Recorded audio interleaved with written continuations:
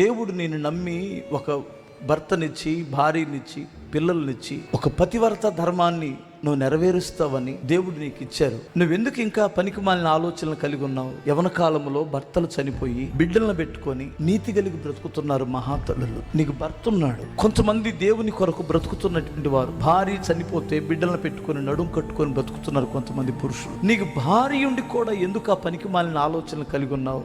దేవుడు నీకు ఇచ్చిన కుటుంబాన్ని విలువ నీకు తెలిస్తే ఆ కుటుంబం కొరకు నువ్వు బద్ధుడు అయి ఉంటావు. ప్రభువా, నేను ఇంటికి వెళ్ళేసరికి నాకు ఎదురొచ్చే భార్య ఉంది, మీకు స్తోత్రం. నన్ను బాధ్యత కలిగి చూసుకునే భర్త ఉన్నాడు, స్తోత్రం. నాకు ఏమున్నా లేకపోయినా ప్రేమించే భర్త ఉన్నాడు, ప్రేమించే భార్య ఉంది, నన్ను అర్థం చేసుకునే పిల్లలు ఉన్నారు.